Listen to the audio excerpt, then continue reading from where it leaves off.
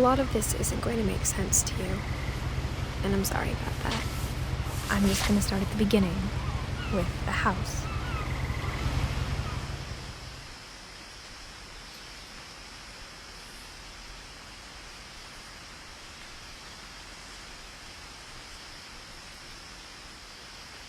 Someone had put up a chain-link fence, but it looked like I wasn't the first person to hop it.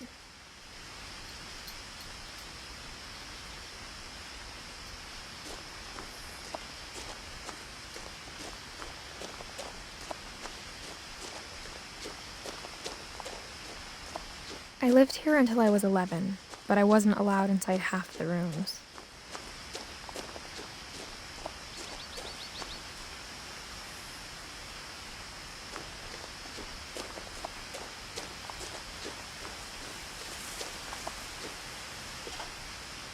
Inside the mailbox were bills from 7 years ago, marked urgent, open immediately.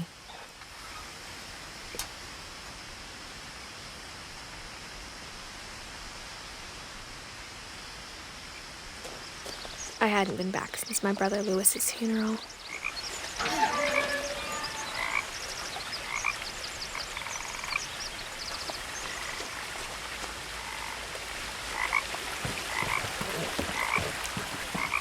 In her will, my mother left me a key, but didn't tell me what it unlocked. Maybe she thought I'd know, or she thought that the mystery would be enough to bring me back.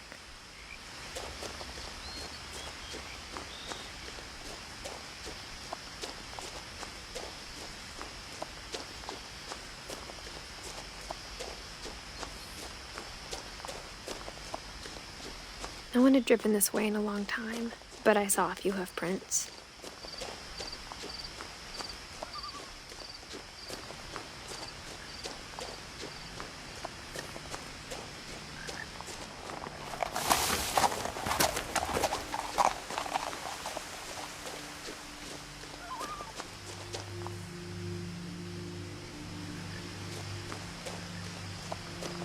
The truth is, even after I inherited the house, I never thought I'd come back to it. But now I had questions about my family that only the house knew the answers to.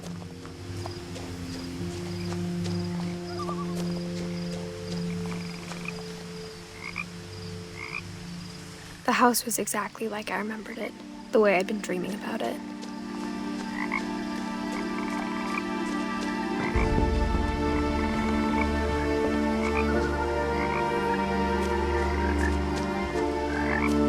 I asked Edie once about the dragon in the pond.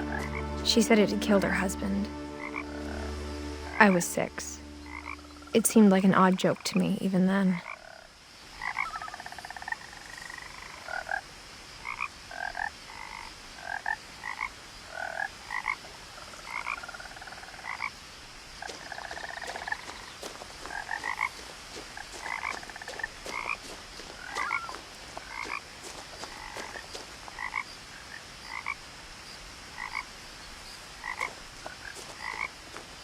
As a child, the house made me uncomfortable in a way I couldn't put into words.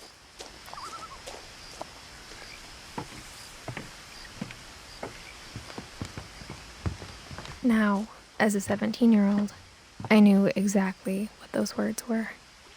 I was afraid of the house.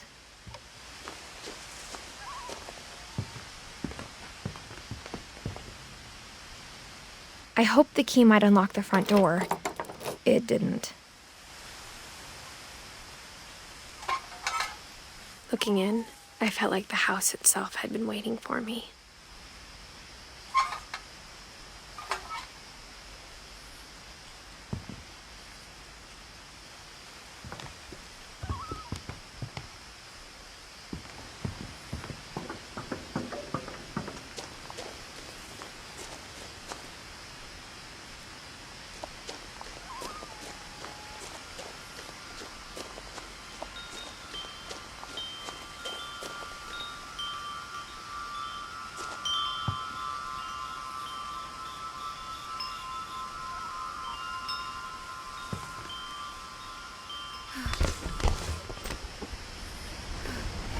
Crawling through the doggy door used to be a lot easier when I was 11.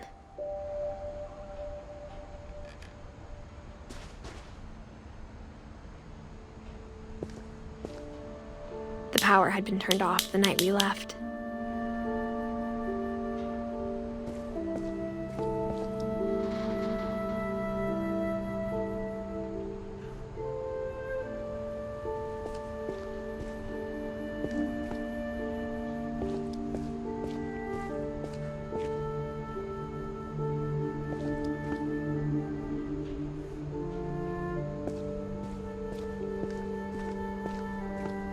For the first time in years,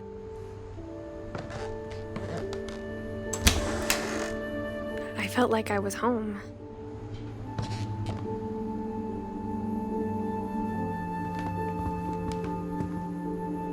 But instead of a family, there were just memories of one.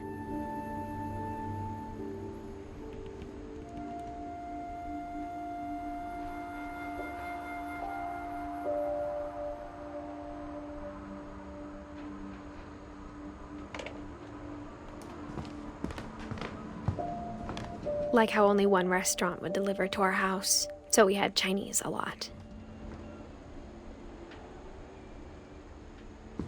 Or how after Louis started working at the cannery, we all got sick of eating salmon. Except our cat, Molly.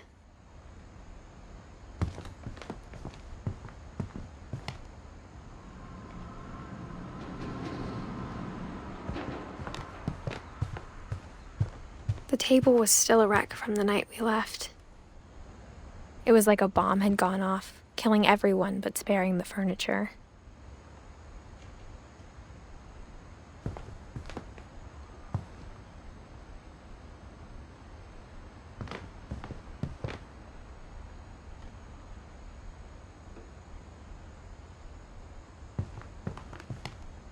My mom was the only one of us who could imagine Great-Grandma Edie living in a nursing home.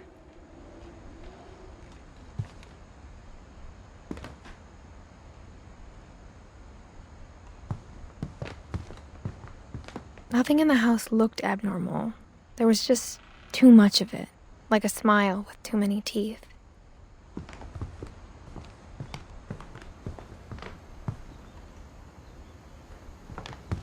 Even the fireplace had a story. Edie told me the bricks came from the original house, after it sank.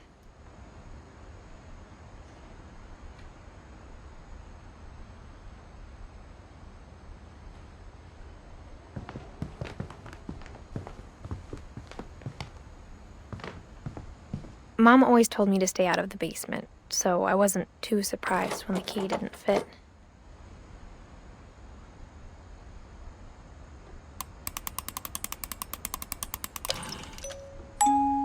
Great-Grandpa Sven built a music box for Barbara, along with the rest of the house.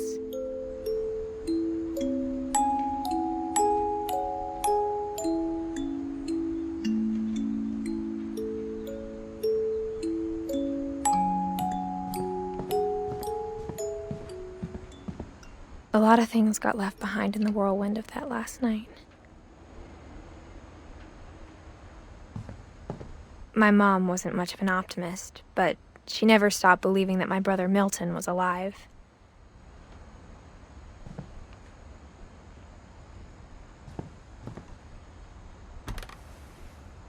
Edie told me once that every Finch who ever lived is buried somewhere in the library.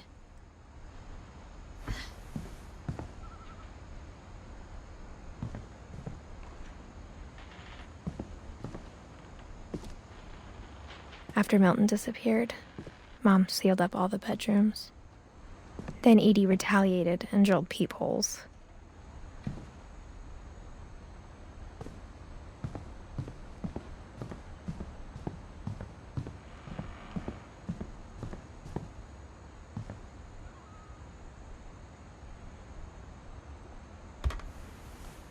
My Grandpa Sam spent 7 years sharing a room with his dead brother, Calvin.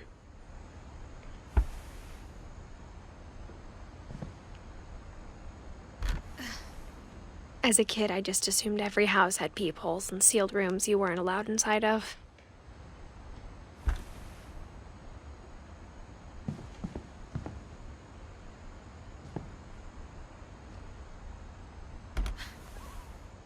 The last time I was in Edith Sr.'s room, I was 10 and she was painting my portrait.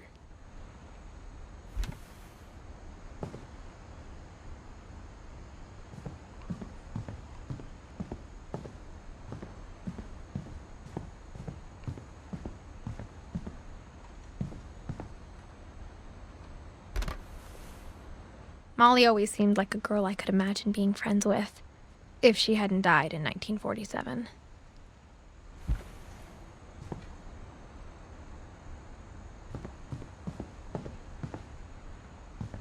I spent a lot of time playing in Great Uncle Walter's room.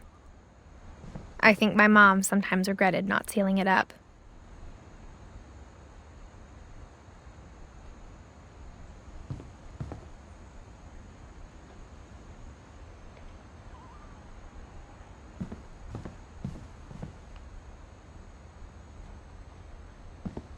Lewis told me there were secret passages, but I never believed him.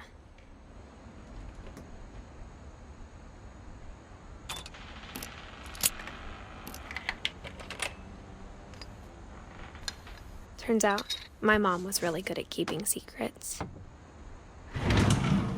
Now it was time to find out what my mom had been afraid of.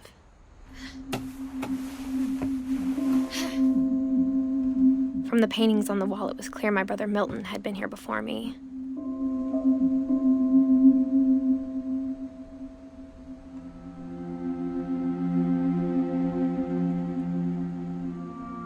Reading this, maybe it sounds like I had a plan. But I had no idea what was behind that door.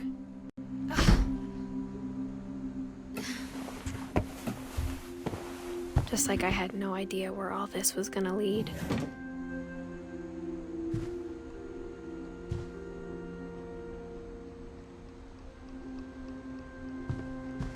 I grew up looking at Molly's room through the peephole. Being inside for the first time, I felt like I'd stepped behind a painting.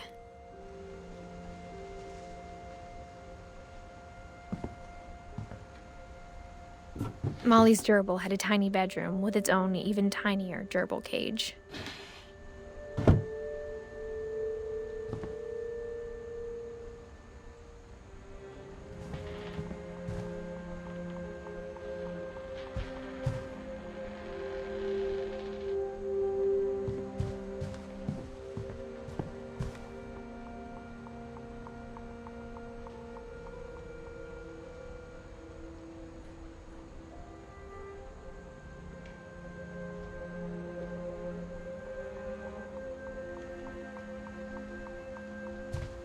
I got the sense Edie had spent a lot of time here, before my mom sealed the doors.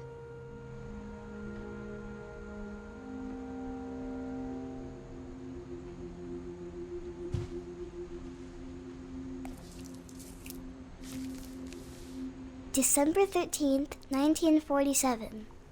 Dear Diary, I'll be gone soon, but I wanted to tell somebody about what's gonna happen. It started when Mom sent me to bed without dinner. I woke up and I was starving, so I looked around for something to eat. The gerbil food was dry, but I didn't mind it.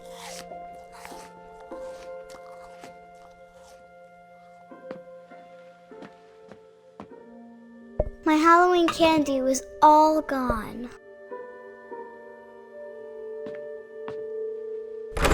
Mom, can I come out now? Sweetheart, it's late. Go to sleep.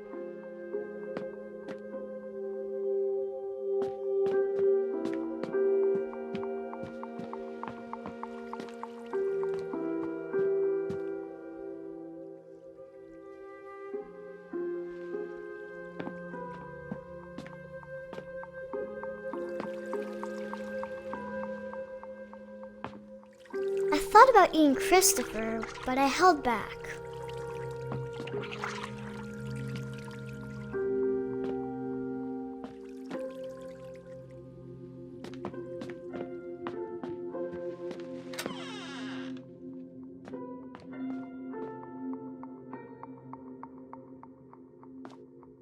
I ate a lot of things that night.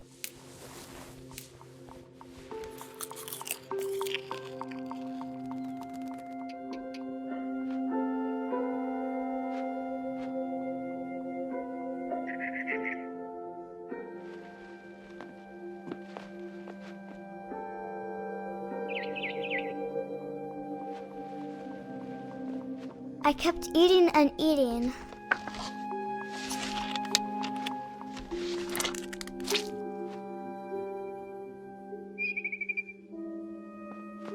Then I heard chirping outside my window. It was a barn swallow going back to her nest. I reached out for her.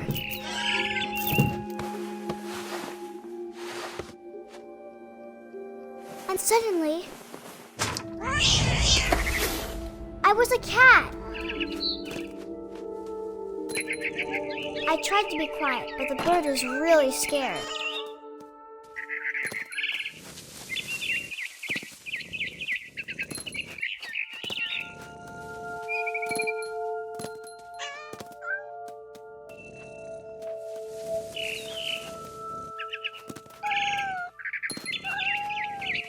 I jumped and I almost got her. I could tell she was getting really tired. Now I was up in the big tree. I promised Dad I wouldn't climb it anymore. All I cared about was eating that mama bird.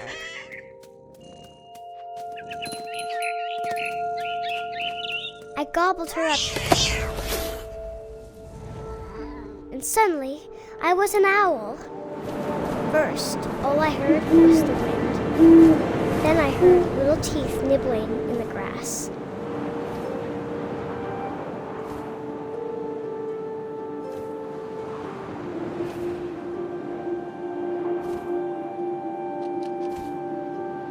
Rabbits.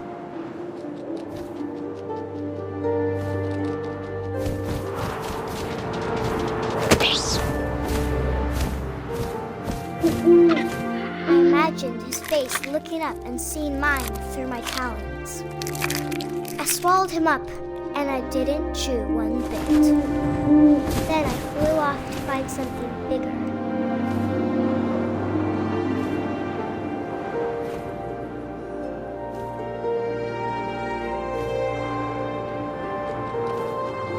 A mama rabbit.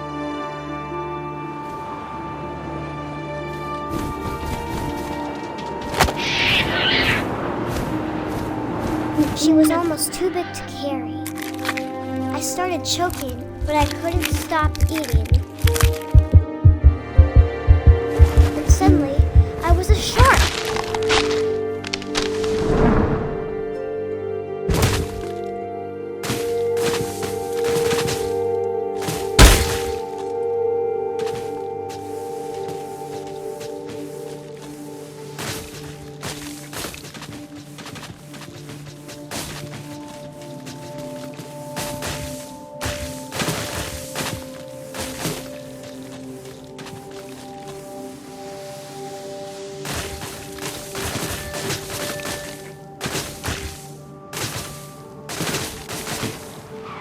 I rolled off a cliff and into the ocean. Now, I was hungrier than ever.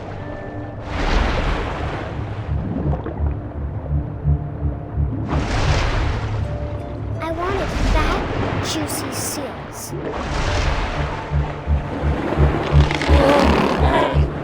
I tore off her flipper, and it tasted really good.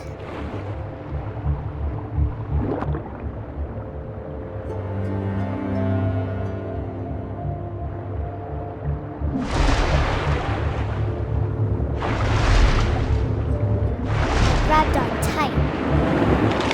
When I was so hungry, I jumped out of the water. When I opened my eyes, everything had changed.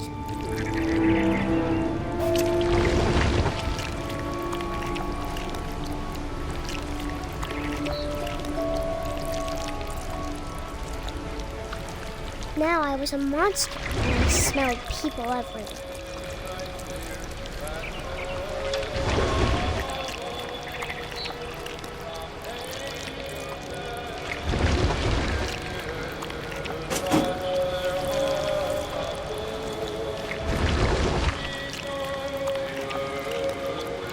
I was big, and I moved real quiet.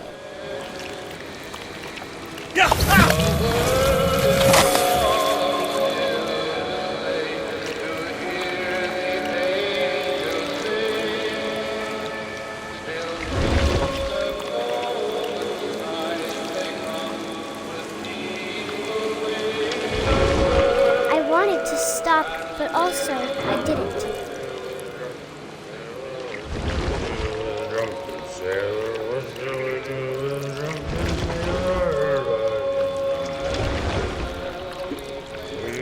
Belly was rusty razor, his belly was rusty razor, his belly was rusty razor, and no more.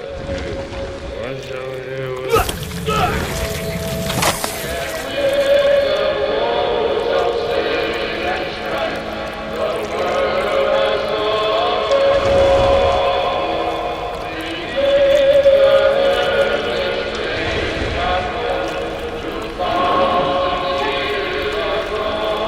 After the last passenger, I was still hungry. And across the water, I smelled something new. Something I had to have, so I swam towards it.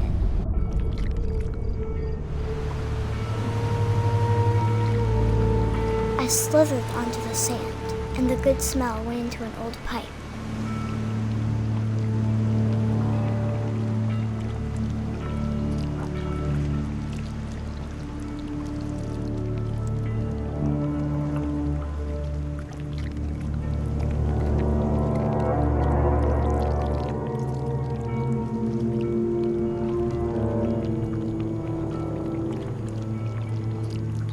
I got closer and closer.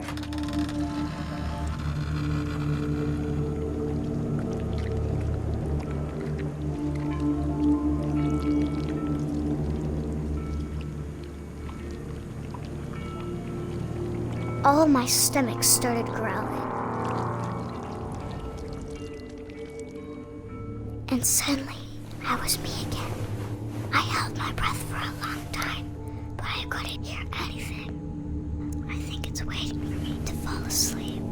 But it's not going to wait much longer. It needs to feed, and we both know I will be delicious.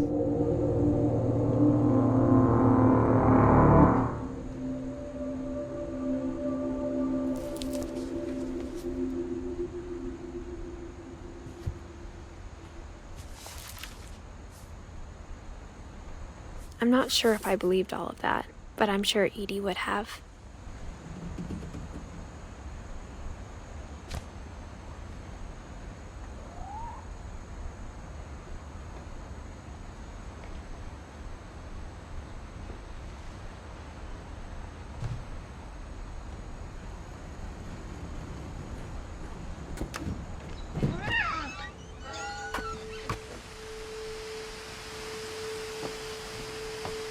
This will be obvious later, but my mom never told me any of these stories. Edie would have, but Mom didn't like bringing up the past. Though, when we adopted a stray kitten, she was the one who named it Molly.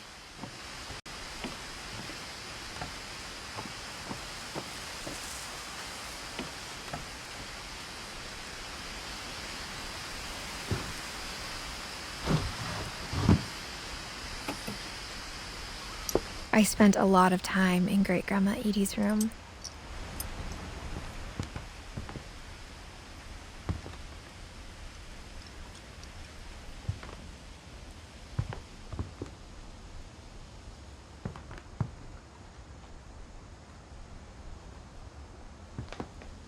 Her room was like a museum.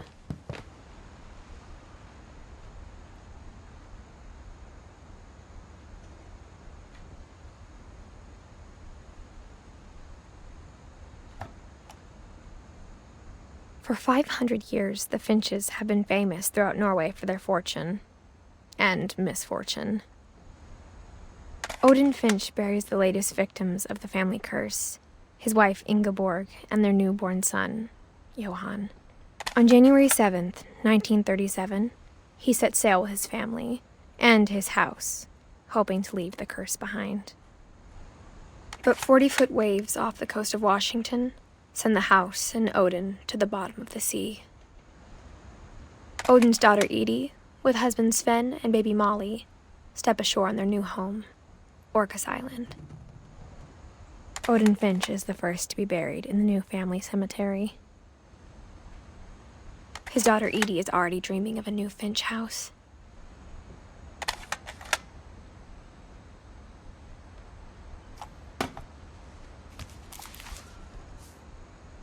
Whatever's wrong with this family, it goes back a long ways.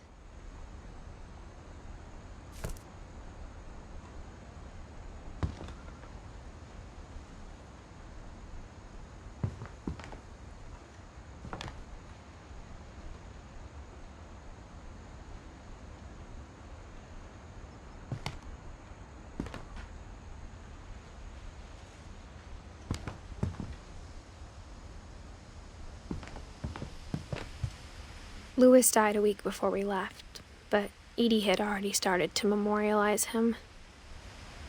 Edie knit me a new pair of gloves every year, just in time to replace the old ones.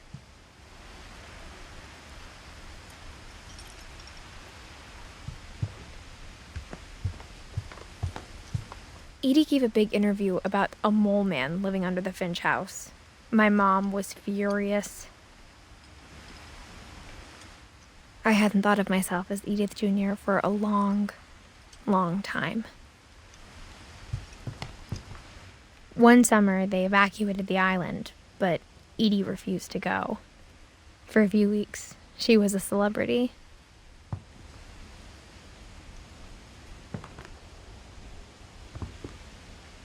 When Edie told people Sven was killed by a dragon, she could also have said he was building a dragon-shaped slide that collapsed.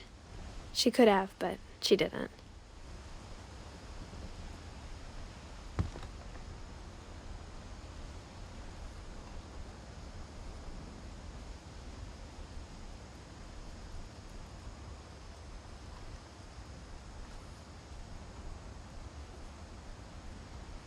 Even in her 90s, sometimes Edie seemed a lot younger than my mother.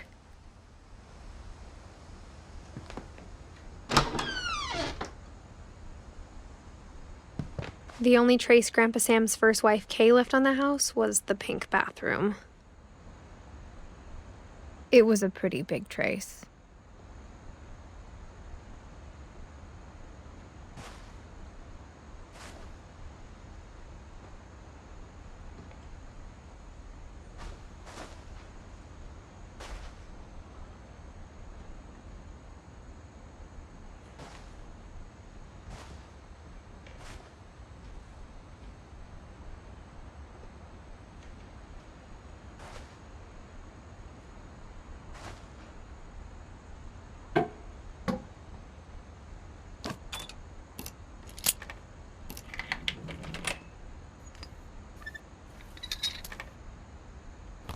There's a secret in this bathroom.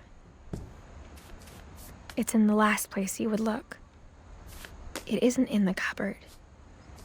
It's hidden in this book.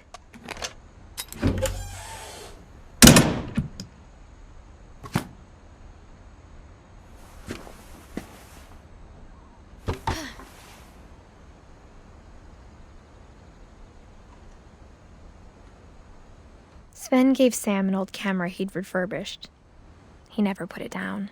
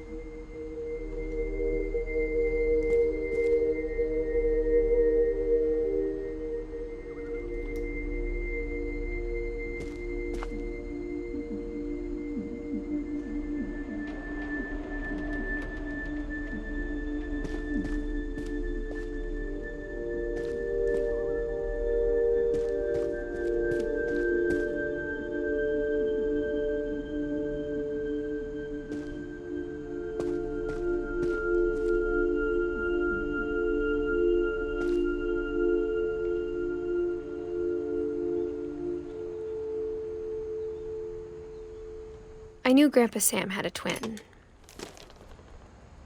and that he never talked about him. I guess my grandpa didn't like history any more than my mom did.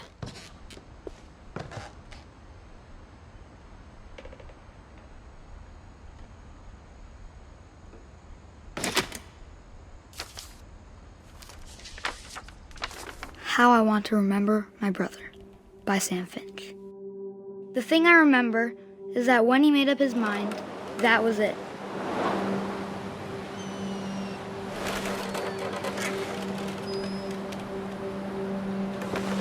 My brother said he'd die before he ate another mushroom, and he did. At Barbara's funeral, we swore we'd never be afraid again, and he wasn't. I think Calvin always wanted to fly. Sam! Calvin! Dinner's ready! Coming! But that day, he finally made up his mind to do it. I told him going around was impossible. Maybe if I hadn't said that, Calvin! I'm not gonna tell you again! or maybe if the wind hadn't picked up,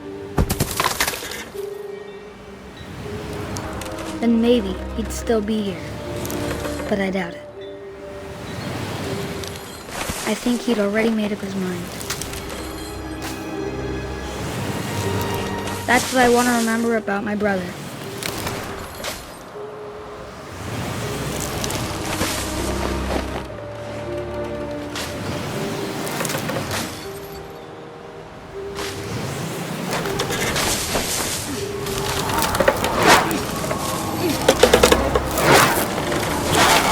The day he made up his mind to fly.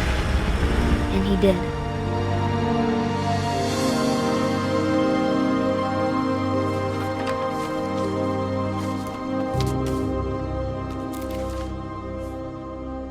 Calvin's story felt strangely familiar. When I was younger, I remember trying to do the exact same thing.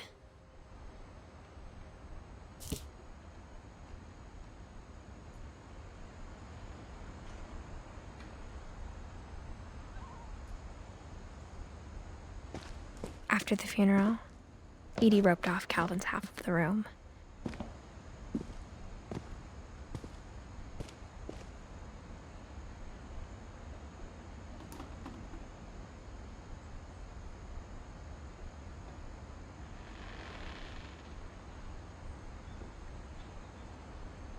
Mom said Grandpa Sam enlisted at 18 and never set foot in the room again.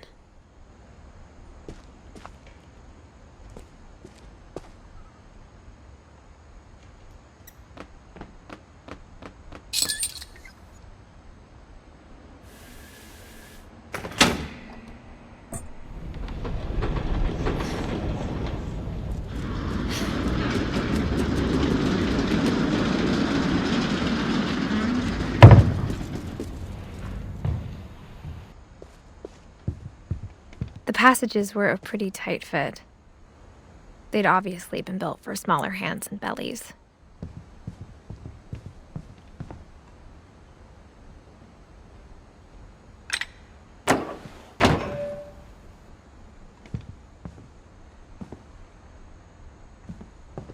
Whenever people ask me about my family, the first thing they always want to know about is Barbara.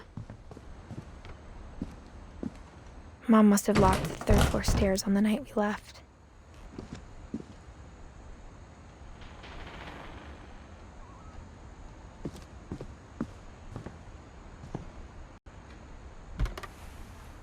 Barbara was a child star for 2 years, until America grew out of it.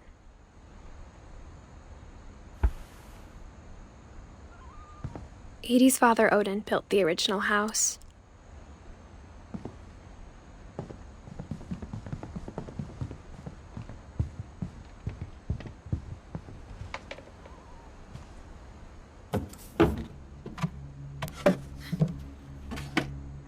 Growing up, I always thought of Barbara as a child star.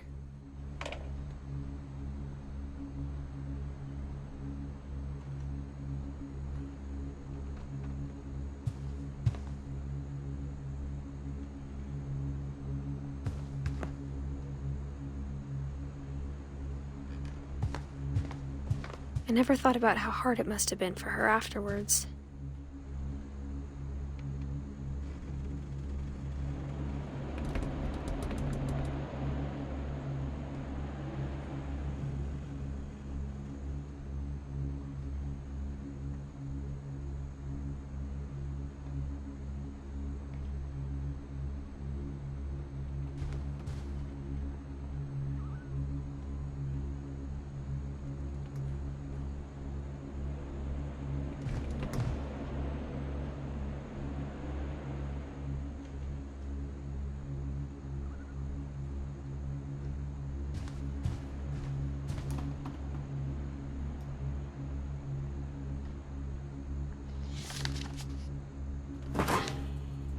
Of all the stories people wrote about Barbara's death, I'm surprised Edie saved this one.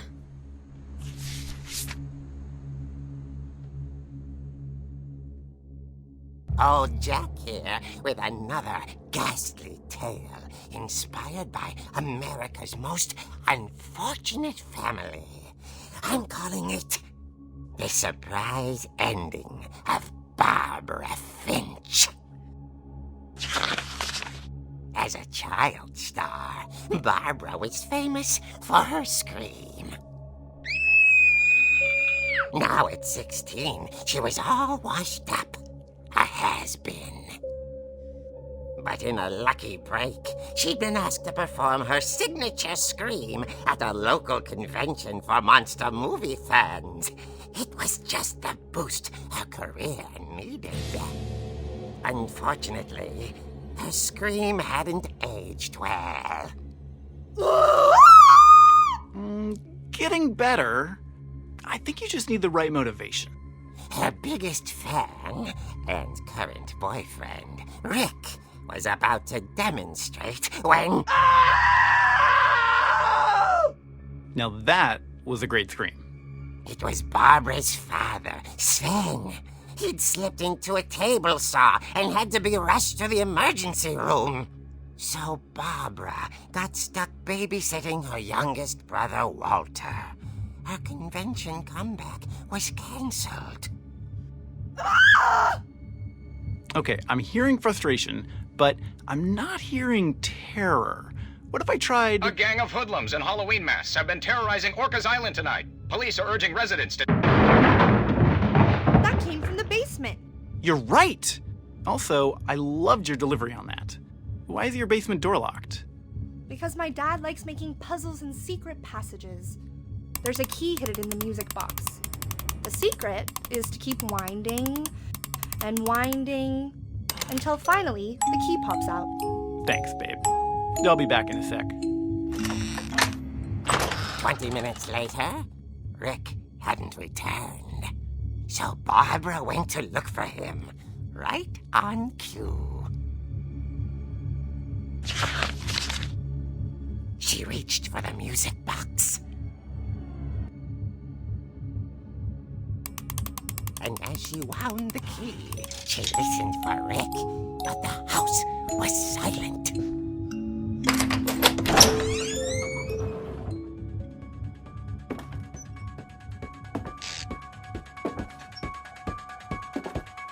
She found Rick's crutch and imagined the worst.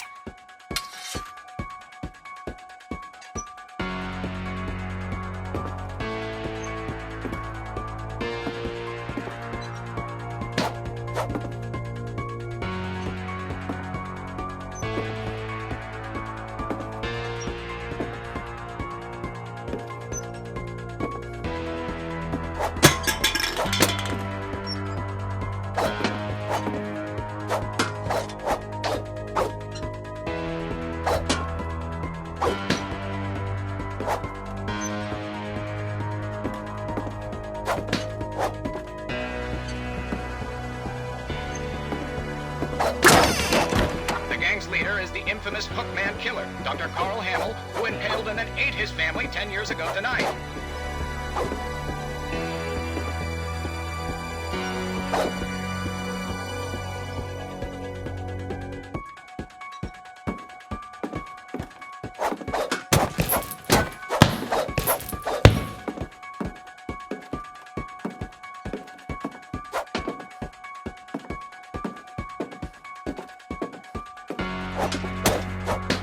old fridge rattled and grew still.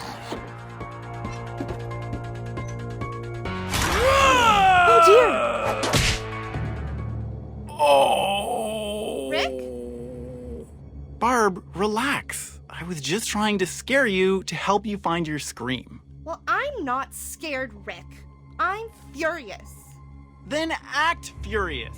All I'm getting from you now is that you're hurt and confused and She threw him out, but she kept a little something to remember him by. Barb, have you seen my other crutch? And she was still holding it when she fell asleep watching the late picture show. Hours later... Barbara! Walter, what's going on up there? Ah! Okay, I'm coming up, but if this is a trick, you're dead, Walter.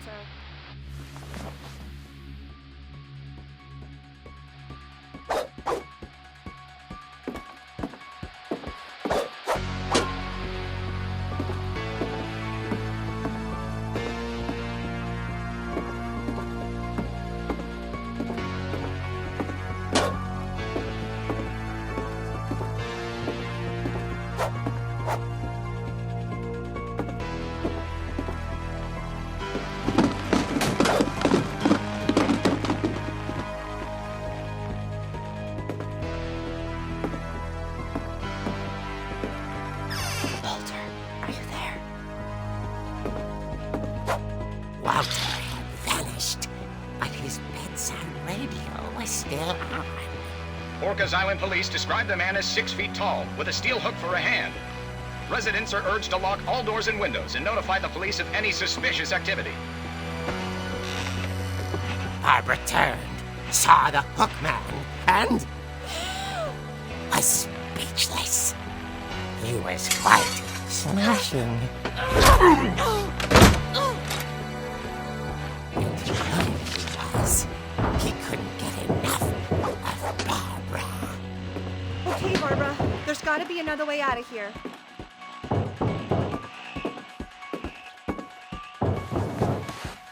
That night, she played her part beautifully.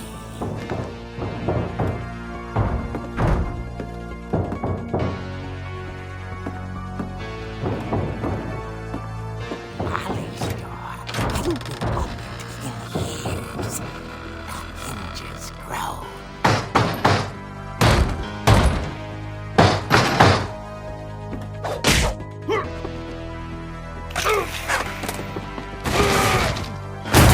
He wasn't moving, but she sensed the story might not be over yet.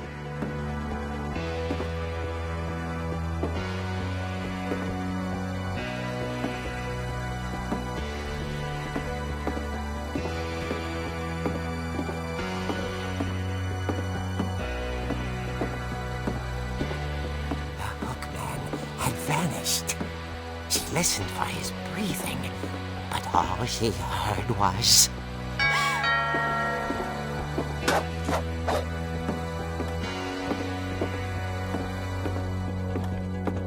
At the door, she heard whispering. It was coming from inside the house.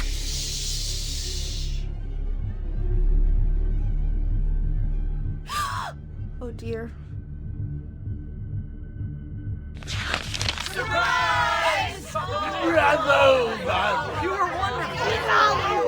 monsters had come to surprise her. For Barbara, it was a dream come true.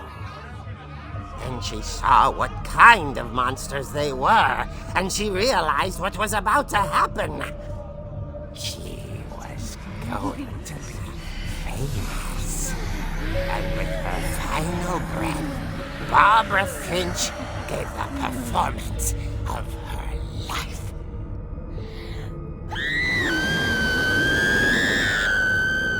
I wasn't there myself, but I hear Barbara was magnificent. Poor girl. She had a taste for stardom. But unfortunately, so did her fans. Of course, the police blamed it all on poor Rick, who disappeared the same night. And little Walter? Hiding under his bed the whole time. He took it all pretty hard, but that's another story. As for Barbara, tucked inside the music box is all they ever found of her. Her ear. Now that's what I call a real eerie tale.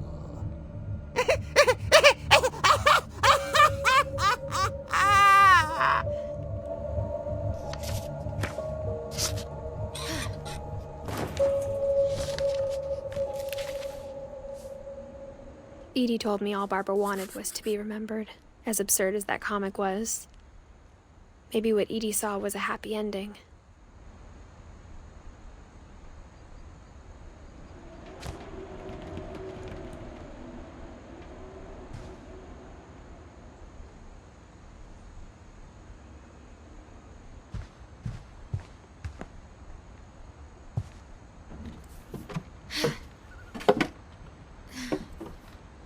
I guess now I know why Mom didn't like me playing with the music box.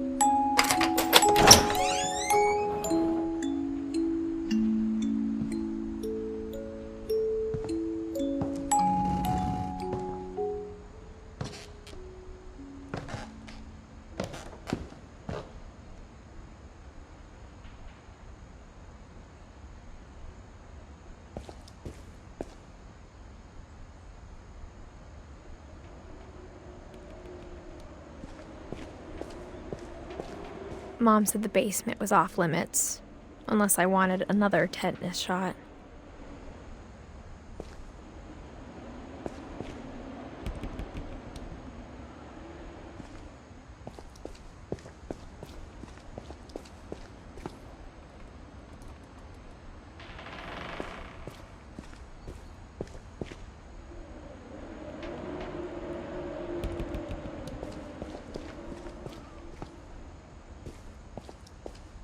I saw Edie sneak down to the basement once, carrying packages. I thought maybe she was hiding presents.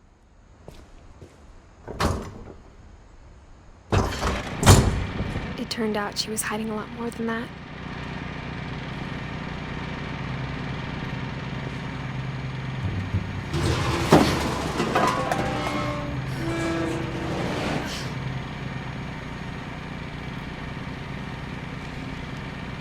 I remember asking Mom once about where Walter had gone.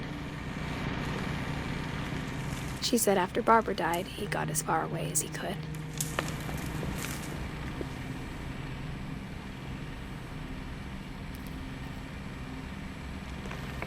If there's a pattern in all these stories, I think it's that none of us has gotten very far.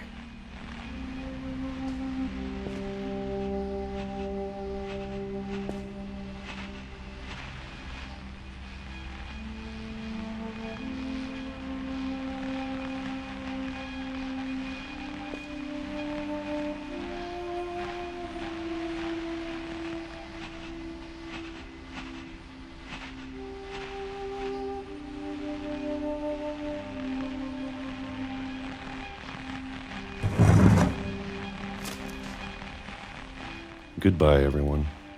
I can't believe I've been down here for 30 years. On that first day, after the shaking started, I didn't think I'd survive a week.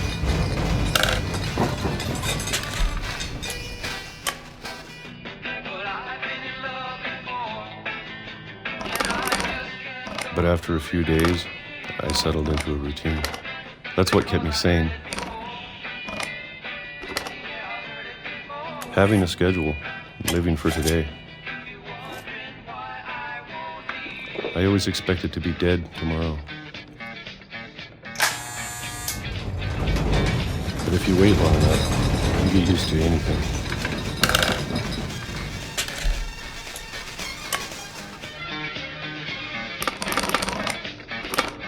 Even a monster on the other side of the door starts to feel normal.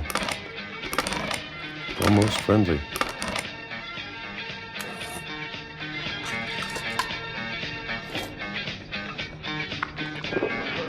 And then one day, everything just stopped. Whatever that thing was, it was gone. Maybe it got tired of waiting. Or maybe I just got tired of being afraid.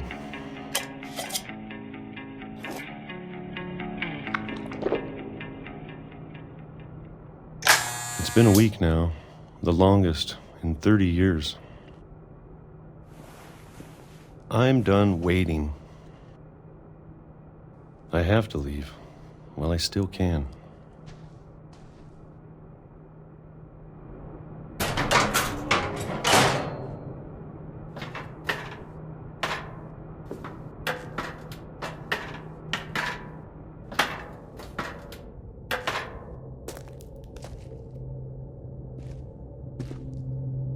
I know it's out there somewhere. Whatever killed Barbara and Molly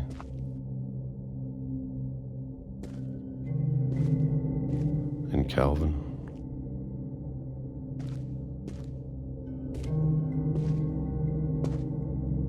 Maybe this is all a mistake. But I need to stop living the same day, even if it kills me.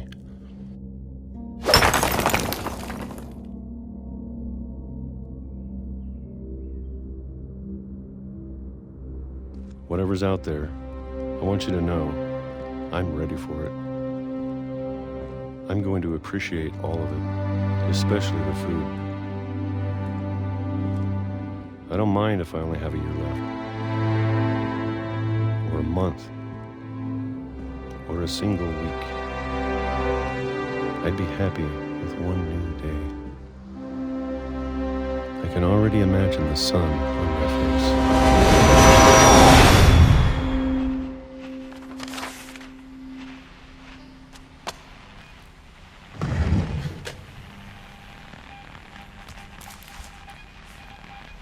Walter died when I was 6. I can't believe my mom never told me he was down here.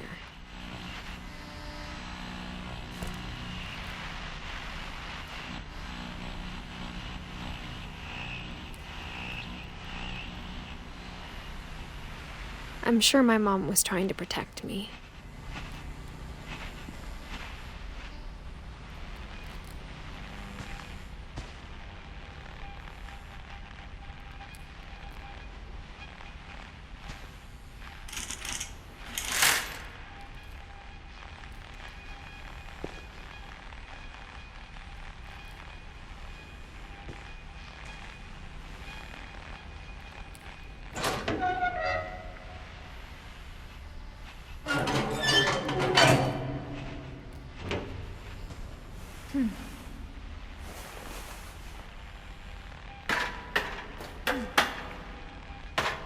Maybe she was afraid I'd end up like Walter.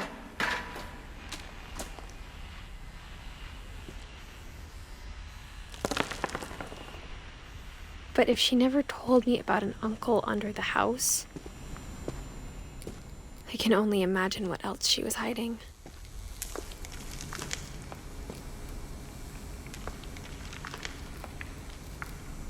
I don't want to make the same mistakes she made. Trying to bury something that's still alive.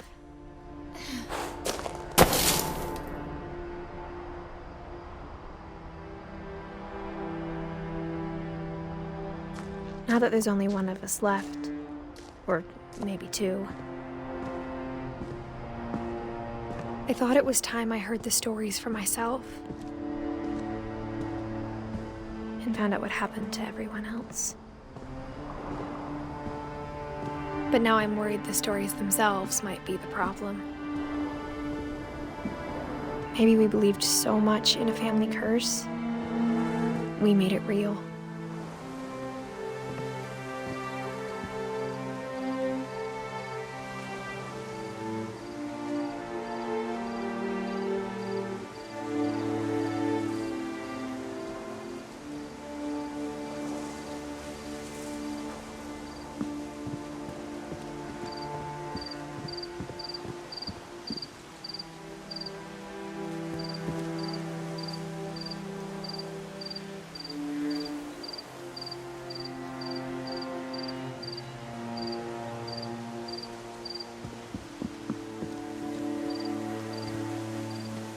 I don't know if I should even be writing this.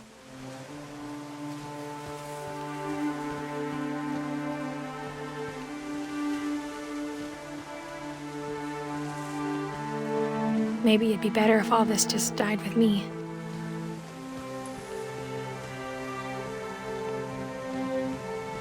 But I thought you should know about your family.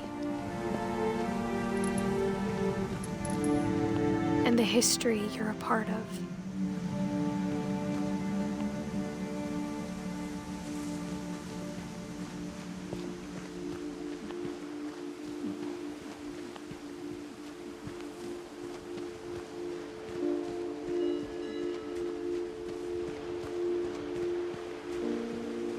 Though to be honest, I feel as lost as you probably do right now.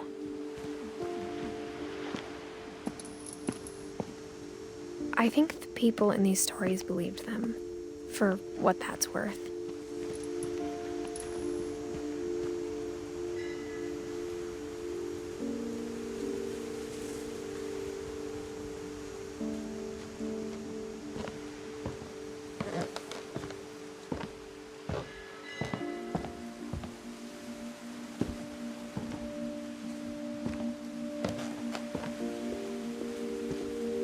And when you look at the house, that history of imagination and stubbornness and madness, any of it seems possible.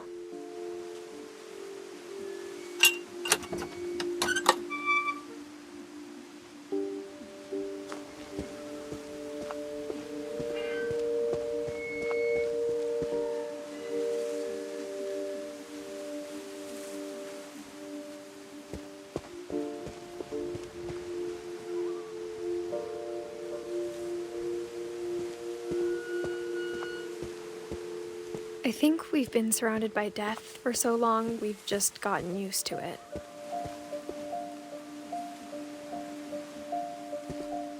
What kind of family finishes building a cemetery before starting the house?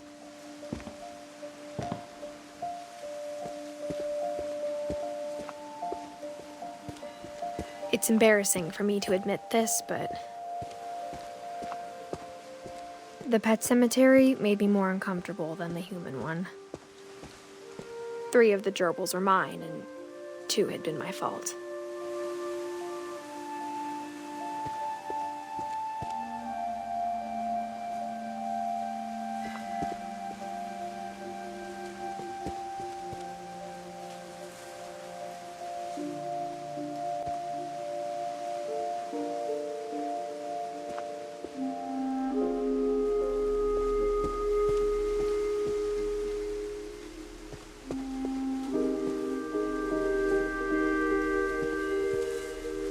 Sven built the house, but it was Edie who designed the cemetery.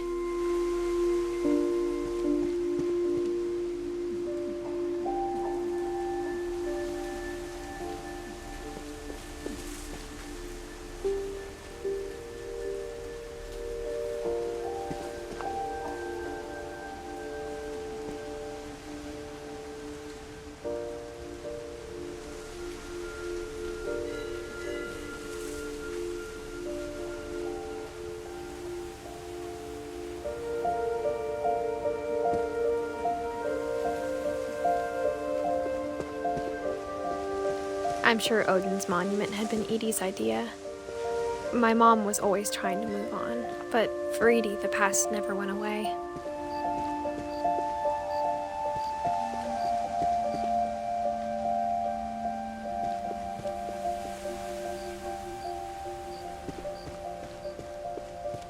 She could see it poking out of the water at low tide.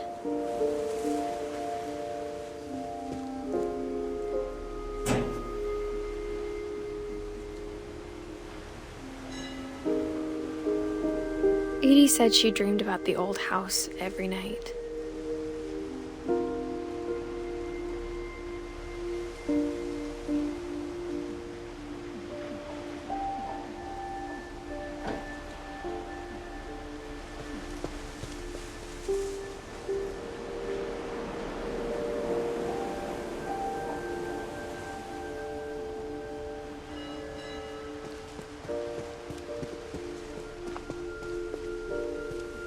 Edie's side was always easier for me to understand. But the older I get, the more I can see where my mom was coming from. Her dad had been pretty strict, but it wasn't enough to save her brothers. She was just trying to do better.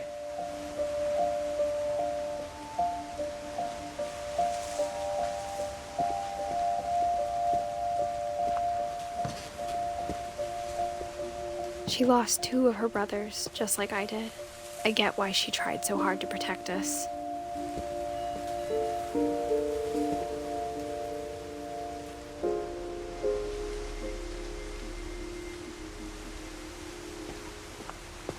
We never found Milton's body, so my mom insisted we were putting up a monument, not a tombstone.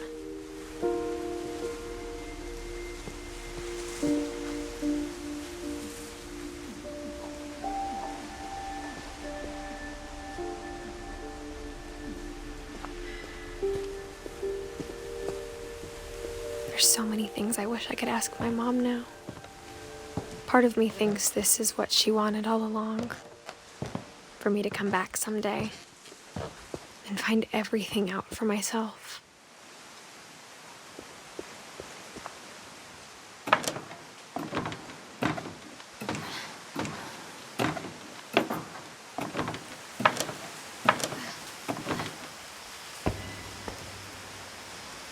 But looking back on it now,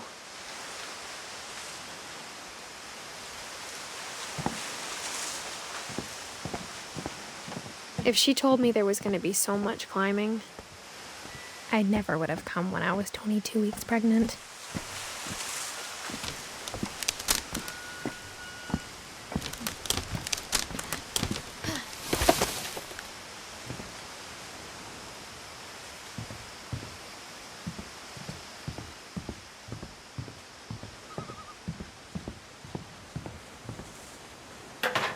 I never met Grandpa Sam, but I think he and my mom had a lot in common.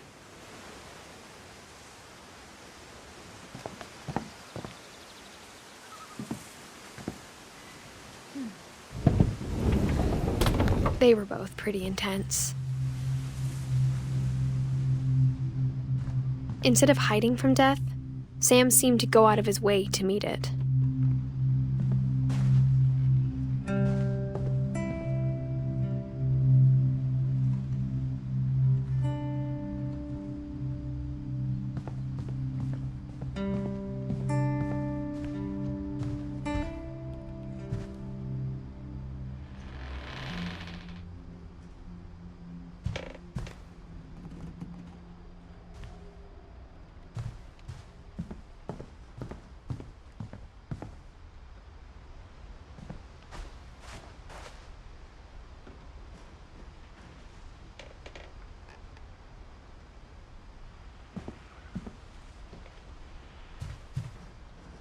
Sam spent his life shooting photos, but Mom said he got nervous being in front of the camera. I guess we're all afraid of something.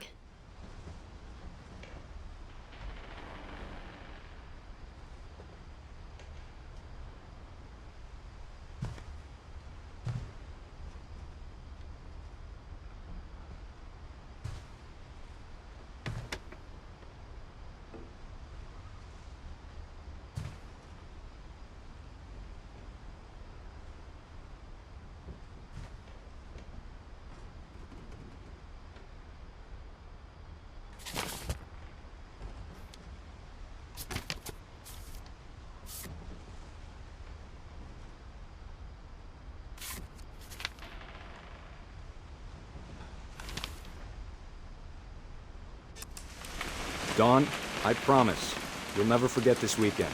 Yes, sir. These memories are gonna last a lifetime. Am I gonna have to shoot anything? It's a hunting trip, Dawn. Shooting is strongly encouraged.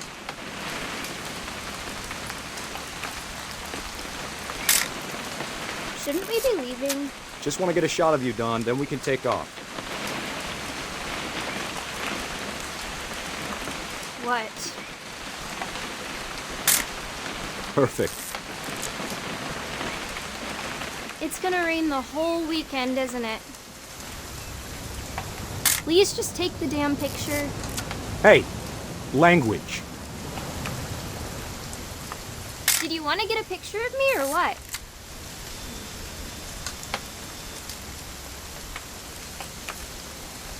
I will never forget this weekend, Dad. That's the spirit. Okay, got it. I'm gonna take some pictures, okay? Just be careful. That camera's older than you are.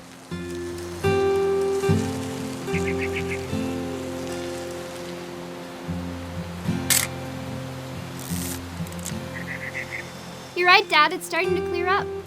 Still freezing, though. Definitely should not have drunk all that coffee.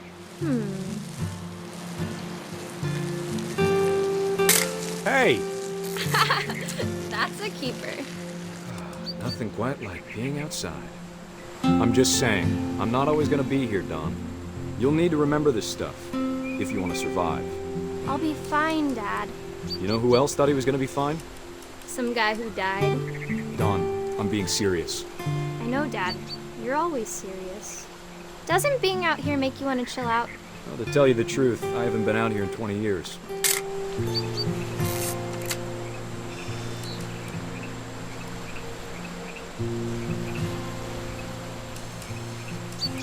Dad!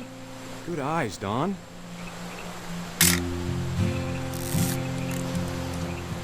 Before you take the shot, let me get a picture of you.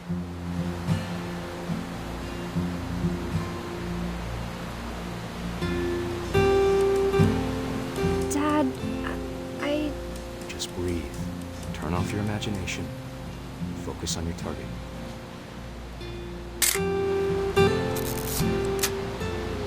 Let me get behind you. do I have to do this? Dawn, you don't have to do anything.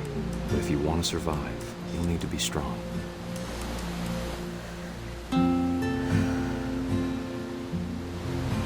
Now keep yourself squared up, elbows down, like we practiced, whenever you're ready.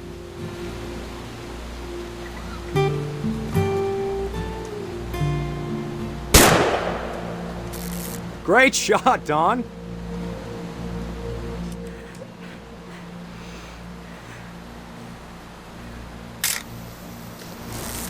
I'm proud of you, Dawn. Always remember that, okay? Dad, it's twitching. I think That's it's totally normal, Dawn. Just focus on the camera. Try not to think about— Dad!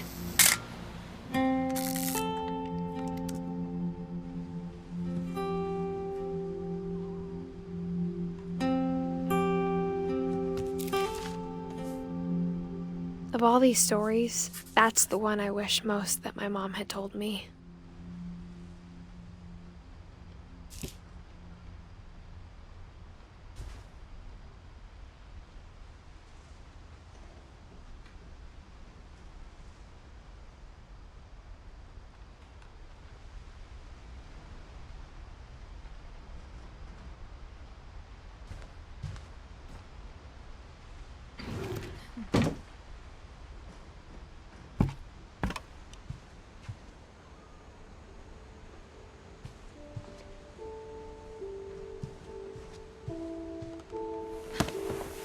After Sam died, my mom and Edie got really close. They'd both lost a lot.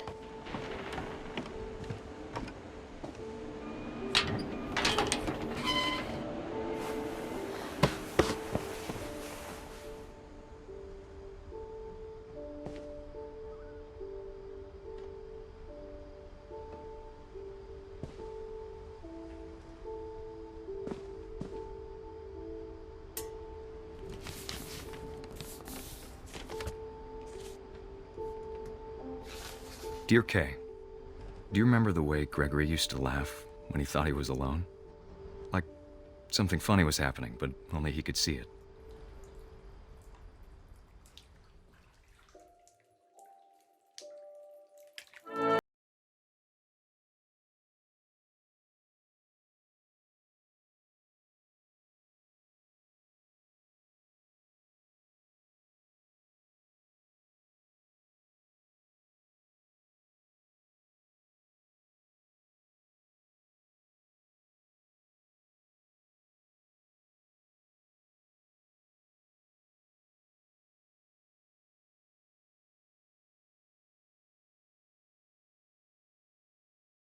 It's over, Gregory. It's time to... Hold on, sweetie. Hello? Sam, I told you I don't want to talk right now. I wonder what he saw.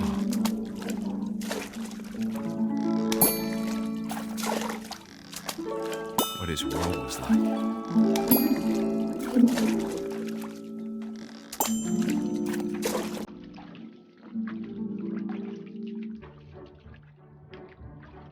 He reminded me so much of Calvin.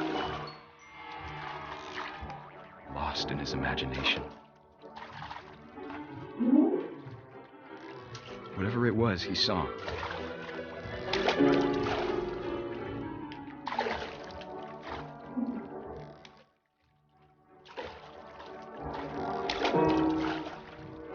It sure made him happy.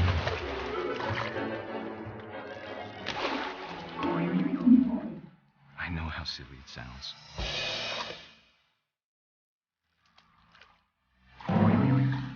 But I worried about a baby being too happy. I could feel him slipping away. Sorry about that, Gregory. I know you did everything you could. Maybe if I hadn't called that night. Damn it. Hold on, I don't want Gregory to hear this.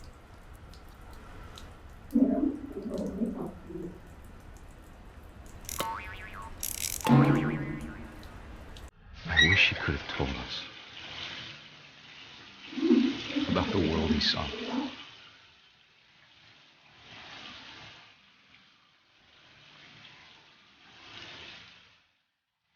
Hey, there's so much I don't understand about Gregory, about everything.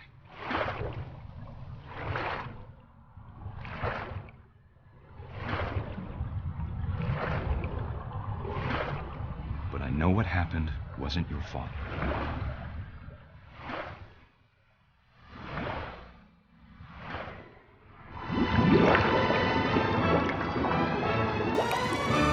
I'm sure he's happy. And he'd want you to be happy too.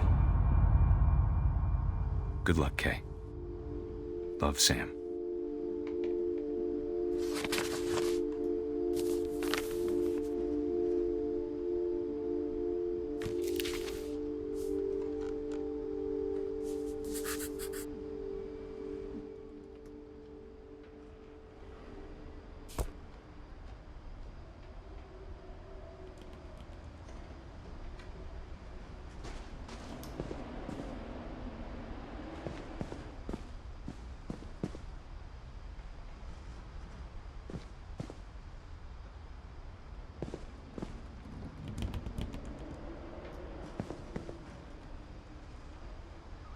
I can't imagine my mom ever writing poetry, and yet...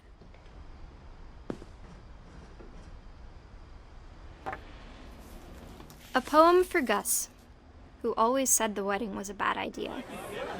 Our father never hit us kids, at least not very hard, before the day my brother said with teenage disregard that he'd be dead before he'd see a wedding in our yard.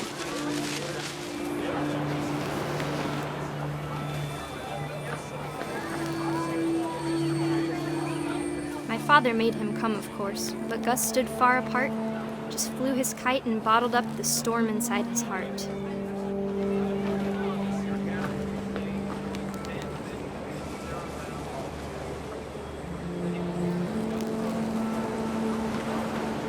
I tried to talk him out of it, but though he'd never met her, "We don't need a stepmom," were the words that I now remember. pronounce you husband and wife. You may kiss the bride.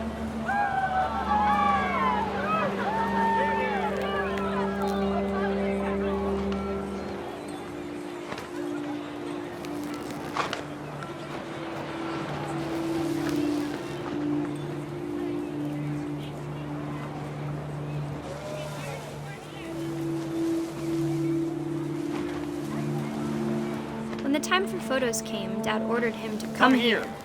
But Gus declined and as a sign held up his middle finger.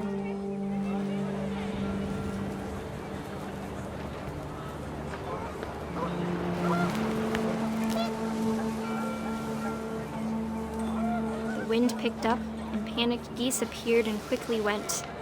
But all the humans did that day was go inside the tent.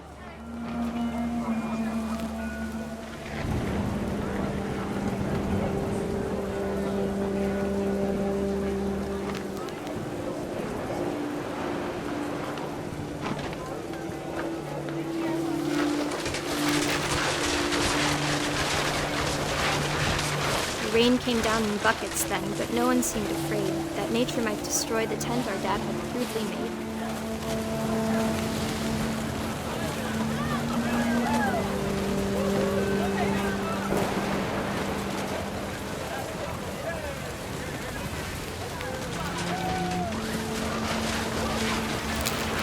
The thunder sounded much too close and full of angry power. But all my father said to this was, "Make the music louder."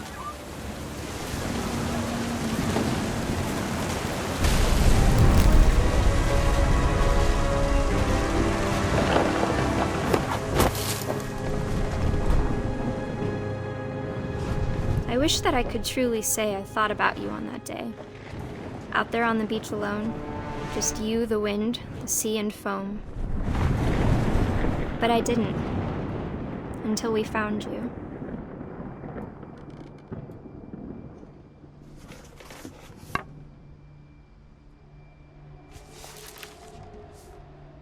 She never talked about him, but Mom told me once if I was a boy, they were going to name me Gus.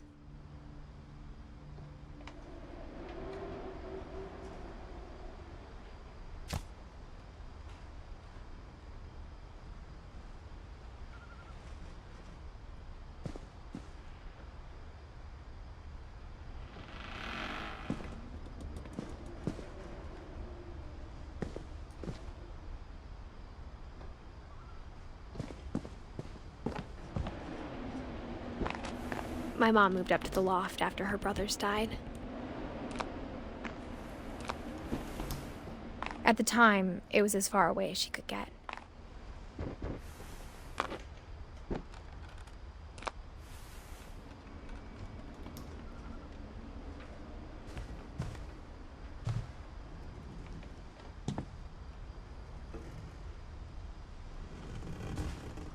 She spent a summer building houses in Calcutta, where she met my dad, Sanjay.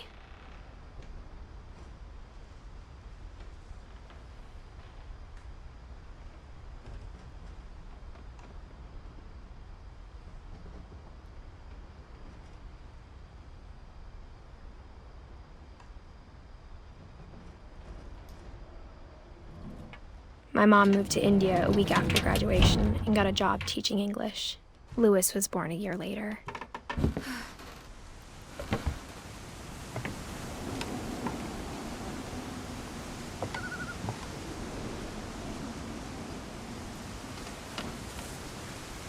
When my dad died, I don't think Mom knew where else to go. I'm sure Edie was happy to have her back. And to see kids in the house again.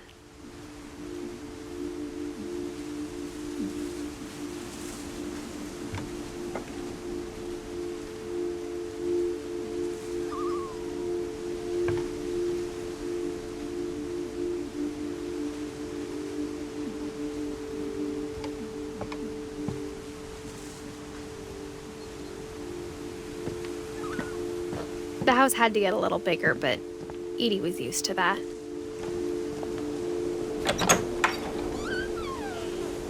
And for a while, things were good. Almost normal.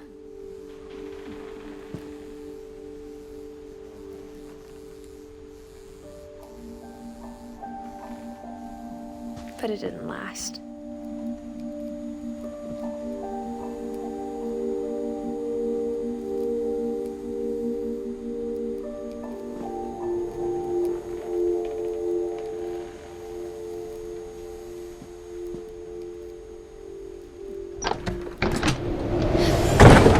The beginning of the end was Milton's 10th birthday, when Edie gave him a castle.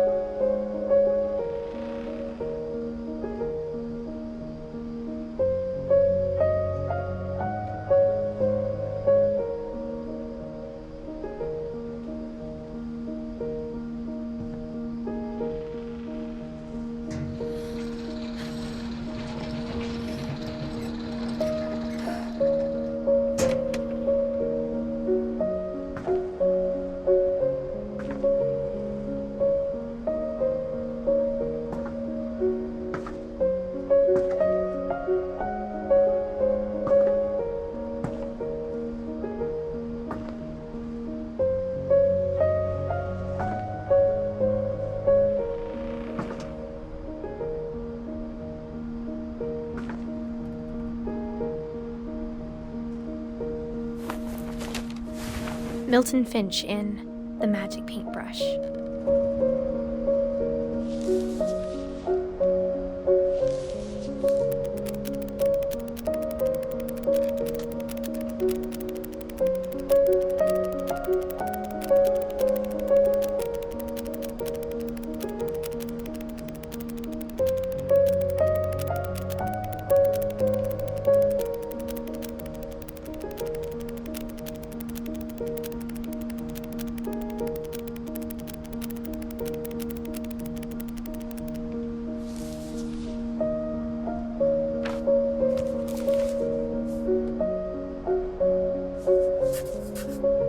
I was 4 when Milton disappeared.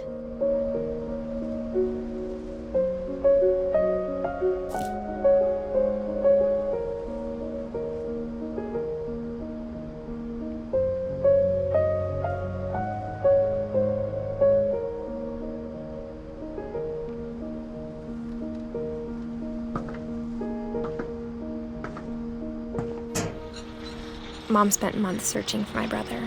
Then she sealed the doors.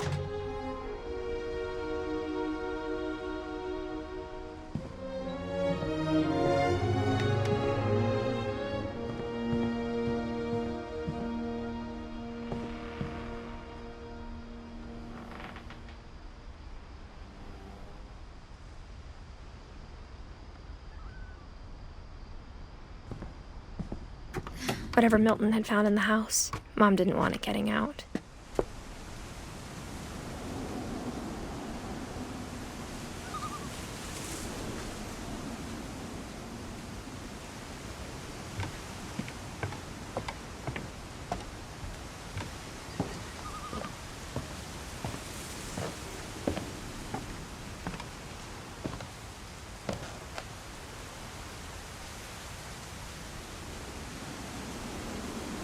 Mom definitely blamed Edie, but I think Louis blamed himself. After he graduated, he just spent more and more time in his room, until Mom got him a job at the cannery. Everyone always told me to stay out of Louis's room, except Louis.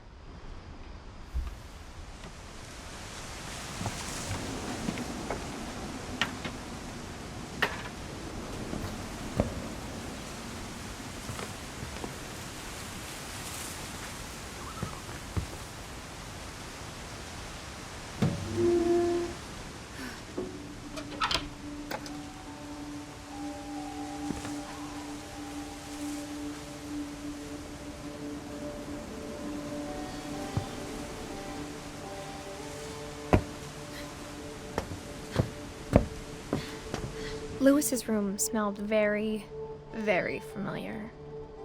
That part of him lived on.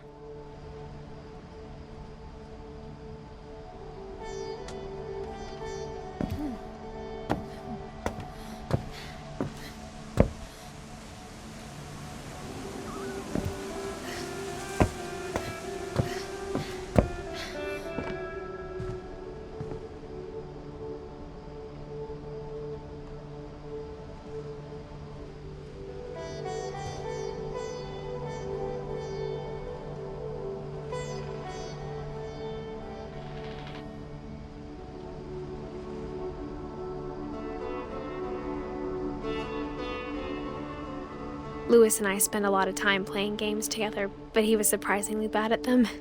He died a lot.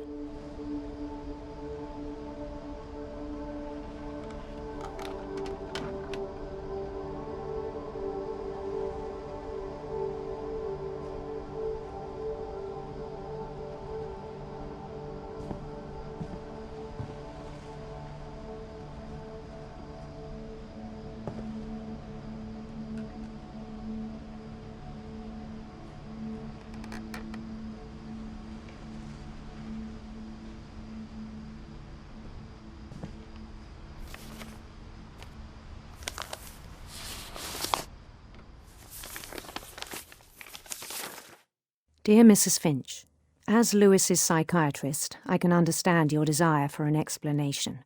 As I see it, the trouble began in January, shortly after we convinced your son to seek treatment for substance abuse.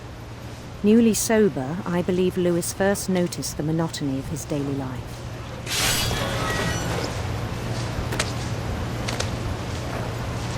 He kept working at the cannery. But he withdrew part of himself. In our sessions, I saw the same behavior. His mind began to wander. I asked him to describe it. He said he started small, imagining a labyrinth. He'd feel his way about. Then something moved. Bats. And toads.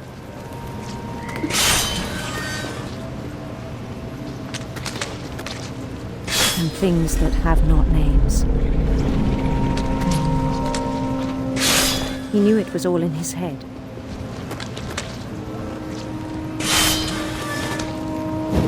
He took it very seriously. I had hoped he'd find himself.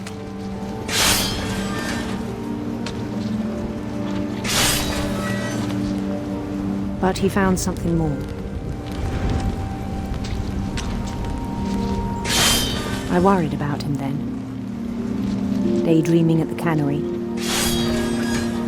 I spoke with his boss. But he said Lewis had become a model employee. Methodical, tireless, focused. Like a whole new Lewis. So I let him go on.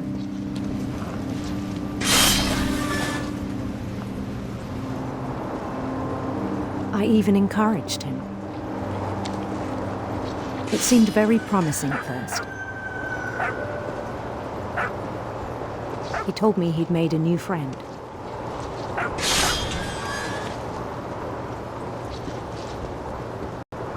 On the edge of a city he named Lewis Topia.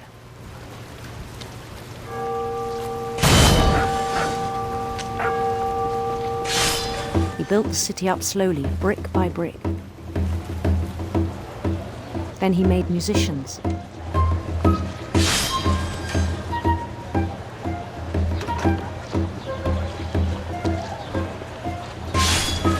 And songs for them to play. He talked about starting a band. And he was always humming something. Every day his imagination grew stronger.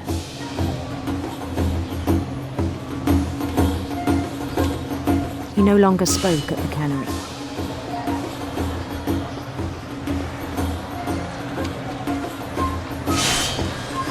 But his chopping was as reliable as ever. Then one day it struck him. That all the cheering crowds, even the stones under his feet, were all in his imagination, so he could do whatever he wished.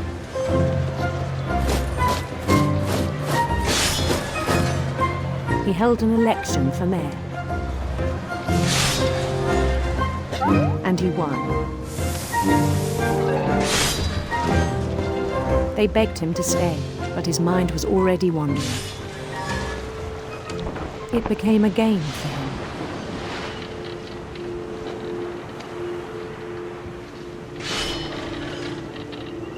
He'd conquer a city, then immediately push on. New Louisville.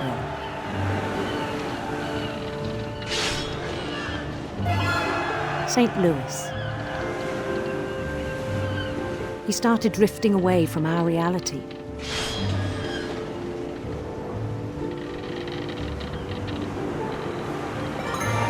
Minneapolis, until one day he forgot to go home from the cannery. Even as his mother pleaded with him, part of Louis kept sailing on.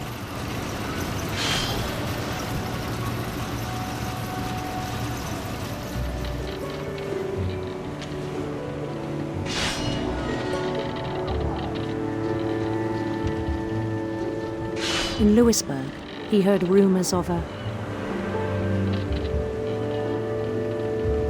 handsome queen.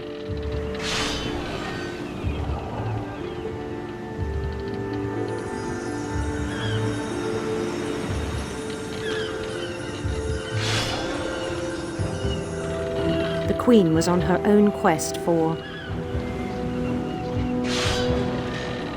sinister serpents.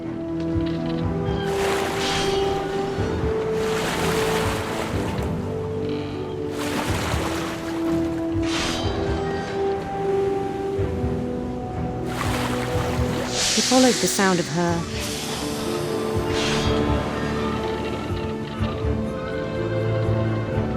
silver harp.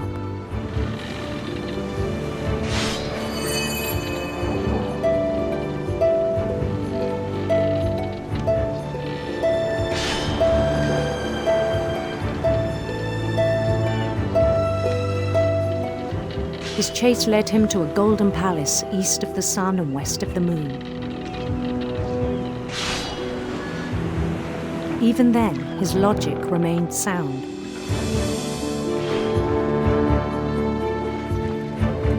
He knew the world was all in his imagination.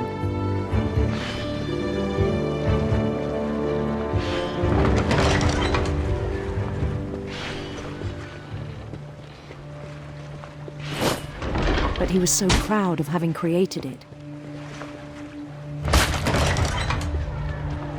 In his own eyes, he'd become something greater than a king.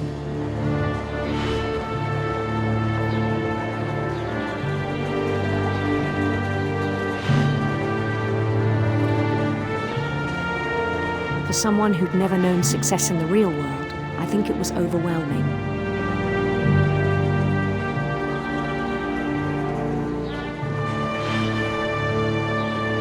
And then it struck him that the real Louis was not the one chopping salmon, but the one climbing the steps of a golden palace.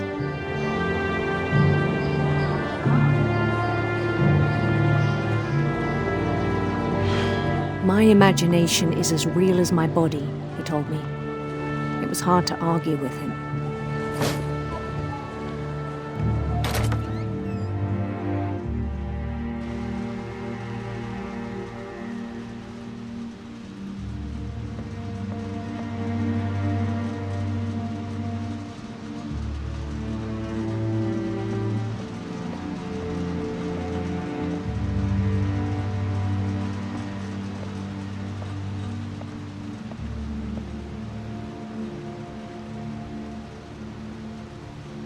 He began to forget the world we know.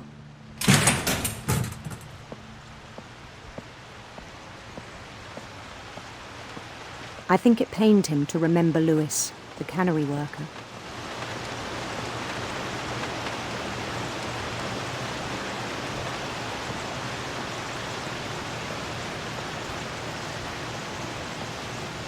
He began to despise the man with a royal contempt.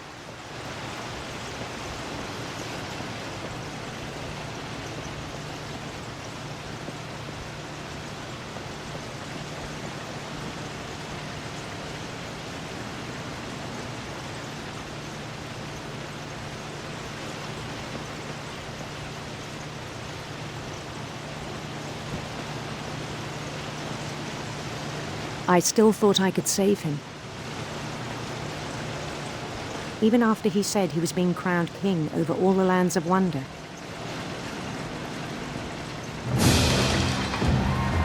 The palace would be packed with his companions.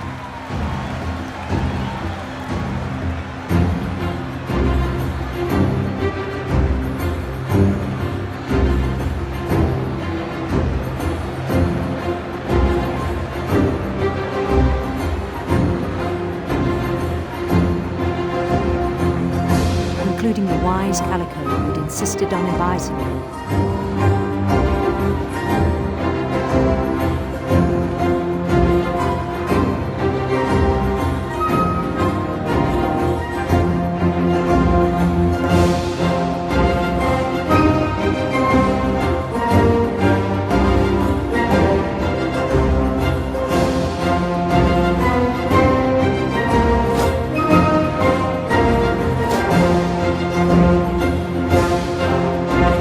Queen waited, holding his crown.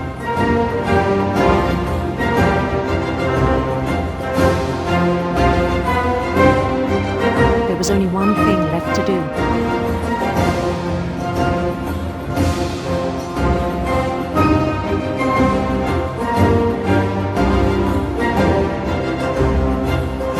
Bend down his head.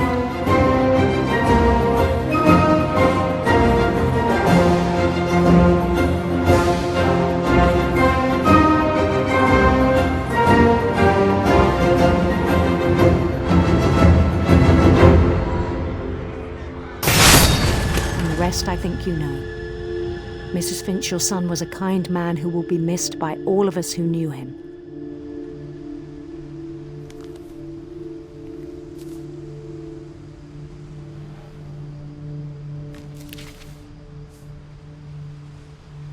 My brother was really cool. I wish you could have met him.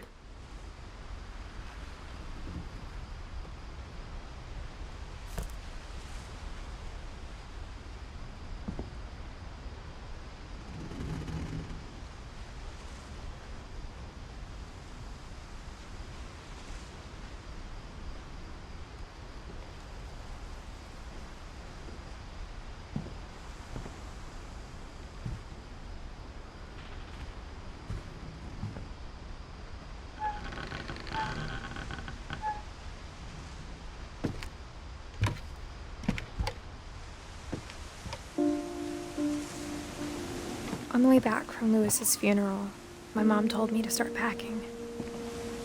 She waited until the day before we left to tell Edie.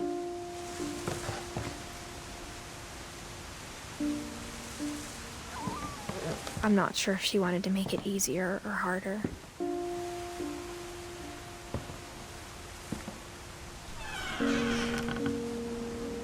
I wish we'd stayed. But I understand why we left.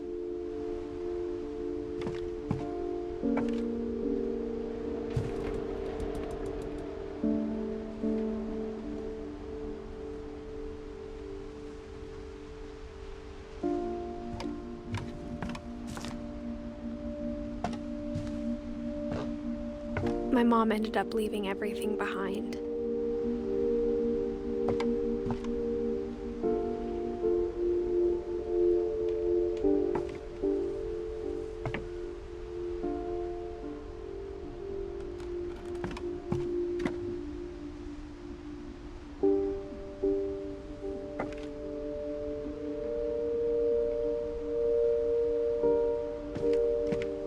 What happened that night had been coming for a long time.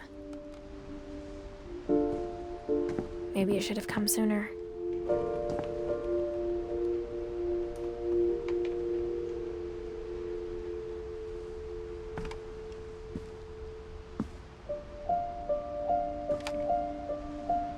But it had to end one way or another. All that's left now is to tell you about that last night.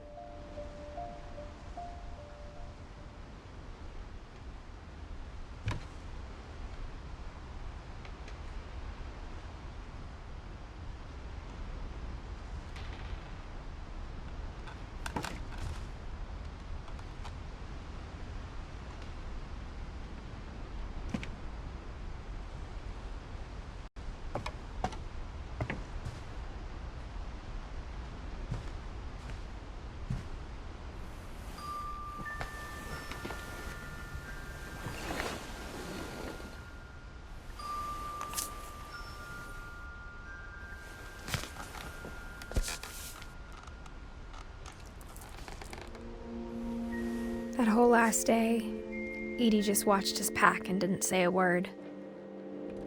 Until supper, when she raised her glass and said, "To our final night together, and all our final nights apart." Grandma, you know what I said about alcohol. Some of your medications are very Edith, specific. I left a present for you in the hallway. Why don't you go open it? The grown-ups have to argue now. I'm sorry, you're right. We're all leaving tomorrow. Let's just enjoy our last... I'm not leaving. Edith, you're excused.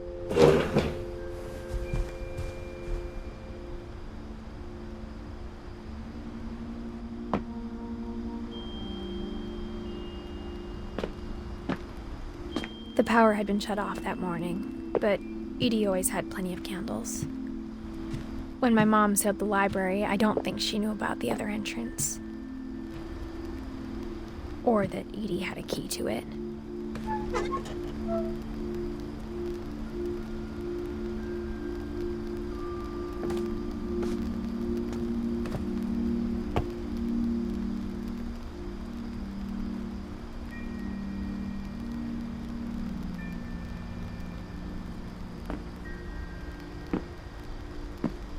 That thing you're afraid of isn't going to end when you leave the house.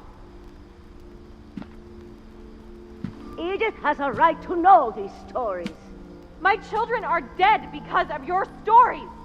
I think it's best if Edith and I leave tonight. We'll have the nursing home send a van for you in the morning, okay?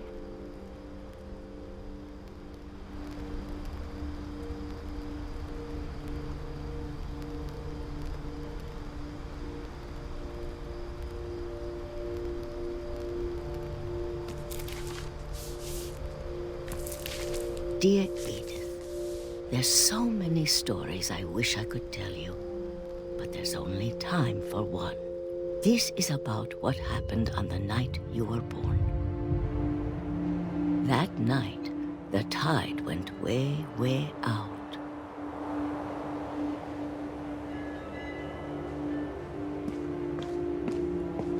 It was the first and last time I ever saw the old house aground. There'd been an earthquake out in the middle of the ocean. They called it the lowest tide in 1,000 years. God, it smelled awful. You know, I've seen that house every day of my life.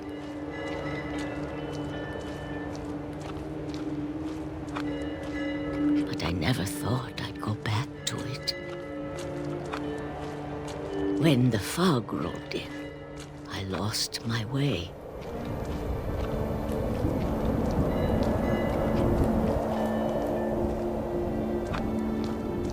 I got turned around.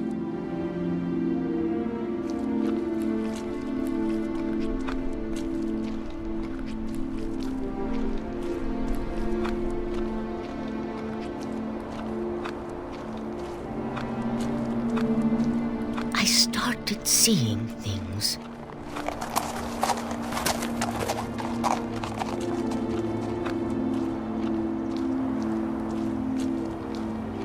Things I'd forgotten had ever existed.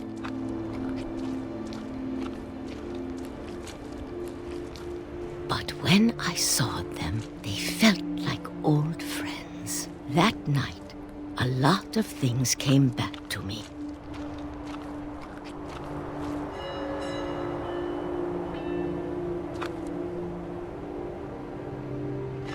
Or maybe I came back to them.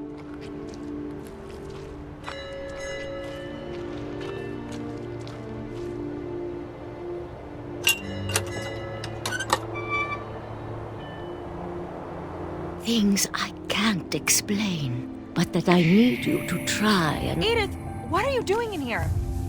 It's mine. Edith! Mom, you're gonna rip it! Let go! I kicked and screamed, but Mom dragged me to the car. I never saw Great-Grandma Edie again. The next morning, the band came to pick her up, but she was already gone. After that, we moved around a lot.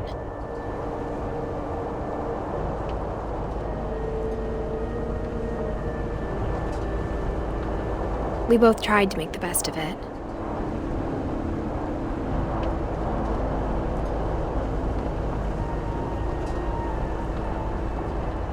A few years went by.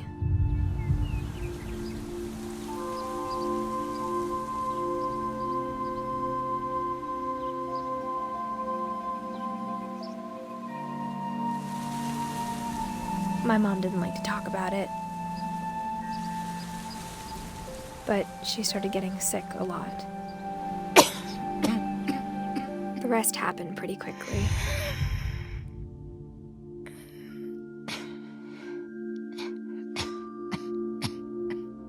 She got better for a while, and then she didn't. And then I was alone. The last Finch left alive.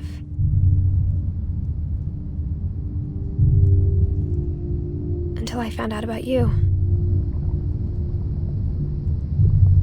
I'm still not sure what to tell you about all this.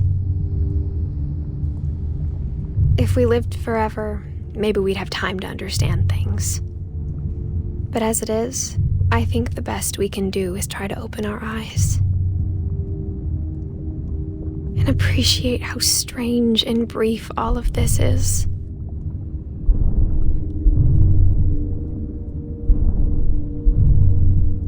This journal was supposed to be for you. But now I hope you'll never see it. I just want to meet you and tell you all these stories myself. But I guess if you're reading this now, things didn't work out that way.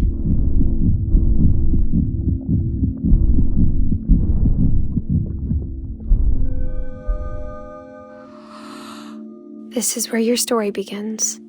I'm sorry I won't be there to see it. It's a lot to ask, but I don't want you to be sad that I'm gone. I want you to be amazed that any of us ever had a chance to be here at all. Good luck.